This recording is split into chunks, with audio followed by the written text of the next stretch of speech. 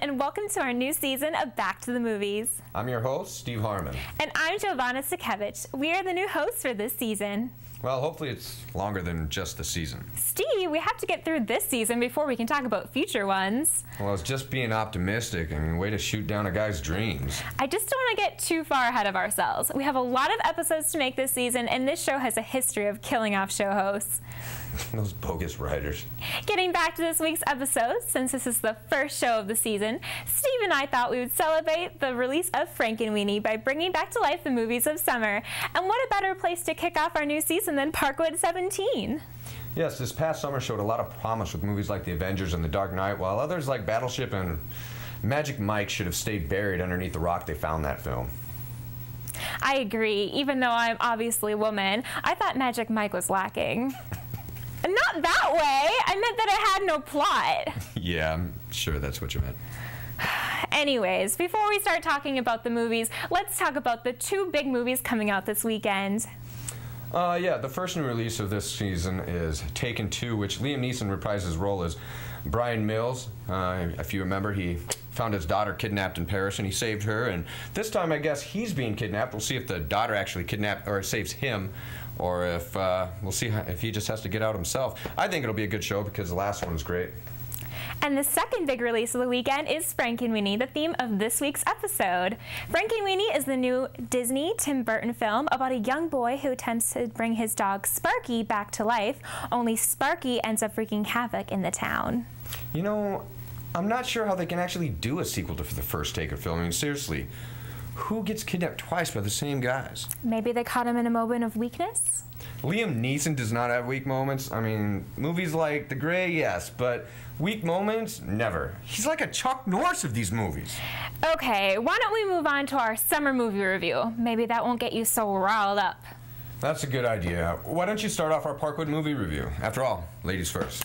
I actually think we have both seen the movie I'll be reviewing this week.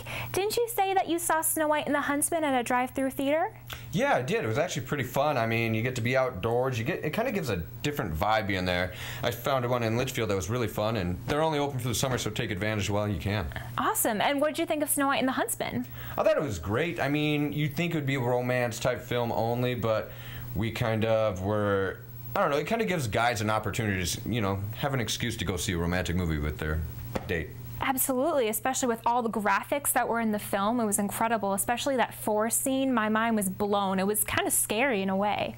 Yeah, it was very psychedelic and all that. They did a lot of different graphics. I mean, definitely not the Disney's version, but I thought it was, you know, pretty good acting, you know, except for the vampire of Kristen Stewart in there. I mean, but I thought it was still a great movie. I mean, Charlize Theron was a great queen. Oh, she was fantastic. She fit the role perfectly, and the costumes she got to wear were phenomenal. I loved her outfits. Yeah, she actually kind of had like outfits that would remind you of like Princess Amidala in the Star Wars first ones, but it was just so much special effects showing. I mean, a lot of good things to see in that movie visually. Well, Steve and I continue our Snow White discussion. Why don't you see what students thought of last week's Atwood movie night film, Brave? Since this was a very popular film this summer, we felt it must be brought back. Our Atwood host, Nathan, will give you the scoop. Hey everybody, Nathan here for a new season of Atwood Movie Night. Now, this week the Atwood Theater's going to be showing Brave. It's a pretty awesome movie. Now, some people might think it's kind of a little kid's movie, but there's tons of adventure, tons of excitement. It's actually pretty funny too. And if you like me, like talking with a Scottish accent, okay, that's actually a terrible accent I have. But I think a lot of college students will like this movie. So I'm going to talk to a few of them and see what they think of it. Alright, hey guys, I'm here with Armel. And so Armel, have you seen this movie before? Well, it's an interesting question because I haven't. Oh, you haven't? I haven't, but I'm really excited to hear about it. Is it a good movie? I've heard a lot of good things about the movie. It's like a lot of action to it. It's like some Scottish people too. It's supposed to be pretty funny. Yeah, I consider kind of like three-dimensional like display of the movie. Like she looks like she's about to pop out of the screen, so it looks kind of interesting. That's for sure. Cool stuff. She has a full arc that she's about to, you know, shoot something. That's cool. Well, I know she's pretty good at shooting a bow and arrow. Are you any good at that? Is she? Oh yeah, I'm not that good, so it'll be kind of interesting for me to watch that, you know. Yeah, I'm sure it will be. Yeah. Well, I know I kind of shoot a pellet gun a little bit. My dad taught me pretty well, so. I wish my dad taught me how to do that, but no, I don't know how to shoot stuff. Can you speak it all in the Scottish accent? The action in the movie? Yeah, they speak. Yeah, they're Scottish. Like, hey really? there, Leslie. How's it going, Dan? I don't know how to imitate You don't know? that. Hey, that's cool, man. I only do a British accent when I'm drunk, but you know, Accent when you're drunk. probably appreciate a little bit more drinks. Right Wow, now. that's just crazy. That's just crazy. Yeah. Hey everybody, found another person to talk to. This here is Keith. Now, Keith, have you seen this movie before, I Brave? have not seen the movie Brave before. No, you haven't? Nope, what's it about? Well, it's about this young girl. This is kind of a princess. She's kind of a tomboy. She can shoot archery, do bows and arrows, kind of save the days. It's actually a pretty good movie. Nice. I'm guessing it's playing an Atwood this week. Oh yeah, it's playing it out with this weekend. So Are you gonna go check it out? yeah, I might go check it out again. So Sweet man. do you speak in a Scottish accent at all? Not at all. Does she? Yeah, everyone talks a Scottish accent in that movie. That's Yeah. awesome. Yeah, it's pretty cool. So I see that you're a Vikings fan. I am a Vikings fan. Jared Just Allen? had to rep the win yesterday. Yeah, I'd say so. Well, I bet you like this movie. There's a lot of good action in it. So. Oh yeah, and they're Vikings fans. So. Oh, kind of. They're more like Nordics or something. I don't know what they are. Yeah. So, kind of like Scottish Warriors, kind of like Braveheart, I guess. So. Yeah. Sounds cool, except for Disney. Yeah, It is Disney. Disney. Yeah. Disney's always great movies though. They do. I always like this. There's some I don't like, some I do like, but hey, they're pretty good. So. Yeah. Looks like there is a lot of buzz for Brave on campus, and be sure to check it out this Thursday through Sunday. I'm Nathan Fuller, and thank you very much for watching Atwood Movie Night. I personally loved this movie. It appears Disney has another new princess to add to their ranks. As if there aren't enough of them already. Why don't we head to a commercial break and then I can educate you on all of them. Let's just go to commercial instead. We'll be right back. Welcome back to the movies. I think my brain is about to explode from all that Disney princess stuff. That's what you get for trying to insult them. Women. They sure know how to make a man's head spin. Especially the women who are making headlines this summer. Our new Hollywood Gossip host, Colette, will be filling us in on the crazy Hollywood gossip that you maybe missed out on this summer. Take it away, Colette. As the breeze gets cooler and the leaves change colors, easy to say autumn is underway. Saying goodbye to summer is hard, but what is even more difficult is putting an end to summer 2012's Hollywood gossip, because man, did things get hot and heavy. My name is Colette Locke, and I'm going to tell you all about it. So what did happen this summer? Well, our favorite older generation action heroes returned to the screen together in The Expendables 2. What can be any better than Chuck Norris and Arnold Schwarzenegger getting back into the action on the big screen? How about throwing some ladies into the mix? That's right, Haywire's Gina Carano was rumored to have been cast as the female lead in what can only be described by producer A.D. Shankar as the female version of The Expendables. What other kick-butt actresses will be considered for the project? Jolie, Beckinsale? We'll just have to wait and see. In sad news, one of our favorite couples, Tom Cat, has split up. Katie Holmes filed for a divorce from her shocked husband of 5 years, Tom Cruise, for inconceivable differences. In June, the pair had been the iconic perfect Hollywood couple since Cruise's unforgettable couch-jumping interview with Oprah in 2005, professing his love for Holmes. Details on the divorce have been kept under tight lock and key, but it is reported Holmes is seeking sole legal custody of their 6-year-old daughter, Suri. Rumors guess this is to avoid raising Suri into a life with Scientology, Cruise's famed mysterious religion that is speculated to have been the reason for the separation. Well, it happened, folks. It has happened. Our favorite Hollywood single lady, Jennifer Aniston, got engaged. He liked it, and he put a ring on it. This August, the Horrible Bosses star gave her boyfriend, Justin Theroux, the ultimate birthday present by accepting his wedding proposal. Ironically, the big news came out the same weekend Brangelina were rumored to have tied the knot. These rumors turned out to be false. And now finally to the news we've all been dying to find out. What happened to our favorite vampire/human duo, Kristen Stewart and Robert Pattinson? Back in July, Stewart came out with a public apology in People magazine to Pattinson for having an affair with her 41-year-old married Snow White and the Huntsman director.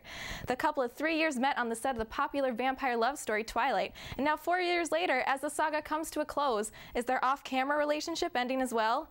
Recent reports of the two spending more time together has spiked speculation they have rekindled their love, but friends say they are taking time and space. What will be in store for our favorite actors and actresses? What movies will get our hearts thumping? Stay tuned this fall and find out. That is so sweet that Rob and Kristen are spending time together. I think it's all an act. Their relationship is an act? Of course. I mean, for the sake of the Twilight movies, don't you find it strange how they seem to be getting back together in time for the last movie? Coincidence? I really don't think so. That's seems a little harsh. Do you want to make a bet about it? If this time next year they're still together? No, I'm not the gambling type. Okay, if you won't bet money, how about bragging rights? That sounds like a possibility. Let's work out the details during the extra. Deal. Nick is here to give you an inside look at the story behind the summer mega hit, The Avengers. Nick takes a deeper look into the comic book side of the film. Let's see what parts of the story they left out of the first film. Hi, I'm Nick Dorff, and I will be your new extra host for the season. One of the big movies that came out over the summer was The Avengers. All of us know that the movie was a big success, but how many of us know about the comics that were made about the Avengers? Today I'm going to tell you about some of the facts about the Avengers comic book series. The Avengers comic book series was first published in September 1963, and the original members include Iron Man, Ant-Man, Wasp, Thor, and Hulk. Captain America did not make his first appearance until Episode 4, when his body was discovered by the Avengers. The hero who created the name for the Avengers was Wasp, because he thought it sounded very dramatic. The Hulk had actually left the Avengers early on in the series because he thought that the other members did not like his split personality. Hulk gave up his spot as a founding member of the Avengers to Captain America. During the 1970s, the debut of the alien Kree and Skrull races, the Kree and Skrull aliens had actually forced the Avengers to briefly disband because they had pretended to be Captain America, Thor, and Iron Man. In the 1980s, we had new characters debut, including Captain Marvel, She-Hulk, Tigra, Namor, Star Fox, and Hawkeye's wife, Mockingbird. I didn't realize that the Avengers had been around for so many years. I tell you, comic books go on forever, or until the creator dies and someone else takes over. It certainly appears so. I'm curious to see where the sequel will go in the next storyline. Maybe I should catch up on the comic book series. Good luck reading over decades of comics. That is a lot of late night reading. Maybe I'll just look up a synopsis instead.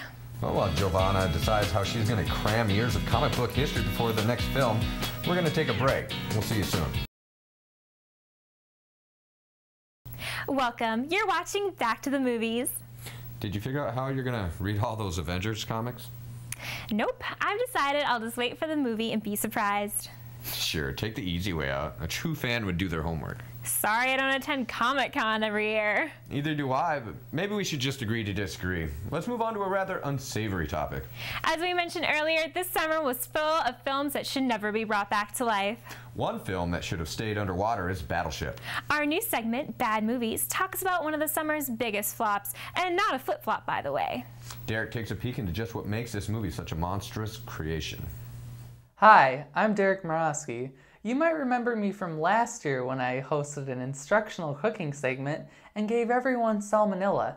Well, I'm fresh out of prison and here to host a new segment on bad movies. This week's segment is on Battleship, another movie from Hollywood where they took a terrible idea and added aliens. Imagine you take a board game that really can't be a movie and you try your hardest just to get it to work somehow and be exciting to get people in the theater. So you just add aliens and celebrities like Rihanna and hope for the best and then shake it up. That's what Battleship is. Rihanna, girl, this is an intervention. Get a better agent.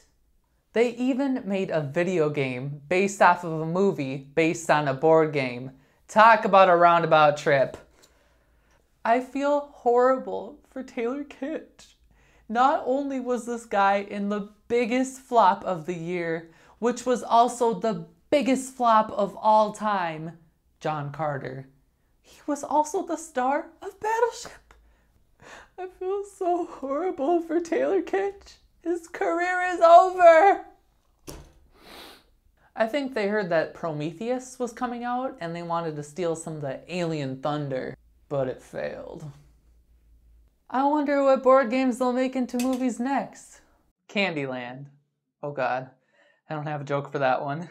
It's probably already in development. Lady Gaga stars. Oh my god. Monopoly. Mitt Romney will probably play the old snobby rich white guy. Or Satan. Uno. Hunger Games style. A fight to the death. Draw 4 or die. Jenga. Evil aliens pulling out single beams of a skyscraper just to make it fall down. Aliens playing Yahtzee with cups full of humans. Full House. Do you guys remember the first Harry Potter? Where they did the real-life wizard chests and Harry and Ron and Hermione were like pieces on the board? That was awesome! Because there weren't any aliens. What, are they gonna make a Words with Friends movie? Regular people are on this side of the screen playing aliens.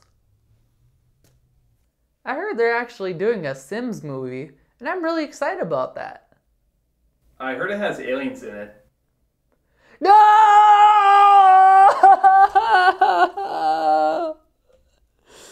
Why?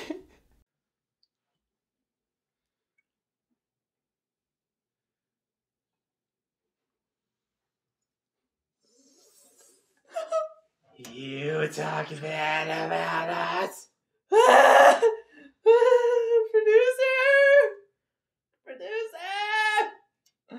I think I gotta put him on 2 weeks notice. I hate the producer. Oh, God! I hate you. No! I'm sorry, Ridley Scott.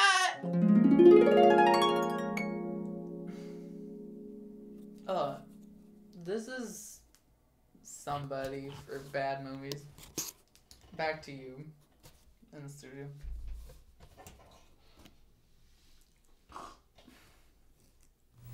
What a giant waste of Hollywood's money. Where was the plot? I mean, where was anything except a lot of special effects? I couldn't agree more. Does the international side of the film industry have anything better to add? I really hope so. I don't know if I can handle another bad movie right now. There were so many of them this summer. What was Hollywood thinking? Let's find out from our International Films host, Alan. Alan, please tell us if you have something better than Battleship. Hi guys, welcome back to International Film. I wish you all had a wonderful summer. You may already notice that there were a couple Hollywood blockbusters this summer, but have you ever find excited one from other countries? If you haven't, tonight I have one for you, the Chinese film Painted Skin: The Resurrection. It's a sequel movie of a Painted Skin 1 which I introduced last year. An Asian fox spirit embarks on a diabolical quest to become a human after escaping an icy prison, and becomes bound to a disfigured princess who seeks the love of a noble guard when her kingdom crumbles in the lavish supernatural epic. Fox spirit Xiao Wei regains her freedom and seeks to preserve her beauty by seducing men and consuming their hearts. Meanwhile, as a dark cloud falls over her kingdom, the princess flees, hiding her deep facial scars under a mask of pure gold while seeking the love of her former protector. When destiny brings Xiao Wei and the princess together, the battle of the princess' heart begins. This action fantasy movie did pretty well not only just in Asian market, which has set a new box office record in China as a domestic film, but also attracted the attention of the Hollywood filmmakers. It successfully released in several big cities in the United States at the same day in China. Despite the beautiful poem-like image in the film, the love and hate story runs in it. It's another highlight. Another thing, many people still remember the beautiful theme song from the Painted Skin 1 by singer Jane John. Then I'm pretty sure you will love the new song from this movie. Well, okay, remember to check this movie out. It's already available in Netflix as well as in DVD. I'm Guo Li. This is International Film. See you next time. Wow, that seems like an interesting movie. It seems like a supernatural love triangle. The special effects look pretty good. Maybe I'll have to check this one out on Netflix. Thanks, Alan, for bringing us this film. I hope they do a United States release in the theaters. I think this will be very pleasing on the big screen. Hey, Steve, I think I'm going to go buy some snacks. Seeing all that ice in the movie really makes me want a slushie for some reason. Do you want anything? Well, since you asked, I'd like Snickers, an Almond Joy, some Raisinets, popcorn, I'll take some Twizzlers, a Cherry Coke, and another Snickers. Okay, I meant like a pop and maybe some popcorn or candy, not your entire dinner. Well, you asked. I mean, why don't you just give me a pop and a box of candy then? Or is that just too much to ask? Geez, don't get mad. I'm just not paid enough to cater to your every whim. I'll be right back with the snacks.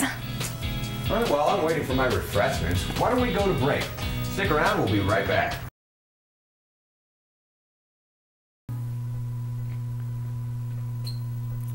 Where is she?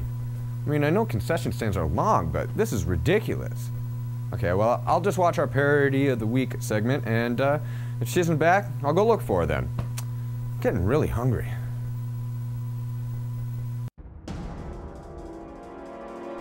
Great. Crime rates are higher than ever since I retired. Maybe I can don the old suit one last time and prove that real heroes never die. Yeah.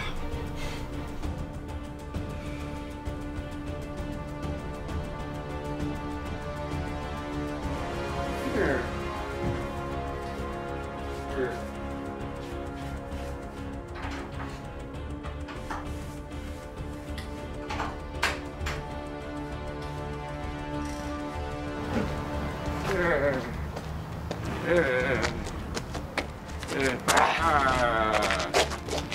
Stop, villainous scum.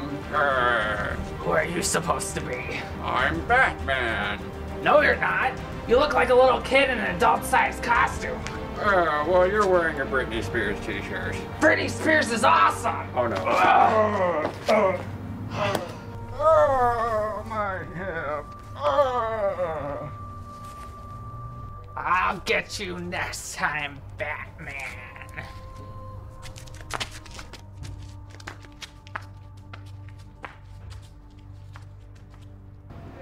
Well, too bad for Steve. Pop machine's broken, but at least I got the candy he wanted. Oh, what are you doing? Giovanna! Giovanna, where are you? Stop playing games. Where's your purse? Why is it out here? So you're gonna give me the right candy bar. Fiber 1, 90 calories. What am I, fat? Giovanna! Hello? Who is this? You don't know who this is. No, because if I did, I wouldn't have asked you in the first place, would I? You're right. Anyway, you took something from me. Something very important. Since you took something from me, I am taking something from you. Am I making sense to you? No, well, this would make a lot more sense if I knew what I did. And what did he take from me anyway? I've taken your co-host. Without a co-host, you can't do the show. Therefore, effectively putting an end to your precious hosting career. This is my first day as co-host. I think I have plenty of time to continue my Well, in hosting that career. case, you wouldn't want anything to happen to your co-host, would you? Listen, you. I don't know who you are. I don't know what you want. If you are looking for ransom, I can tell you I have no money. I have some skills that could make me a nightmare for people like you. If you let my co-host go, that'll be the end of it. If you don't, I will look for you. And I will, sorry, I channel Liam Neeson again. I'll be very angry, and you won't like me when I'm angry. Wait, nope, that's the hole. Good luck.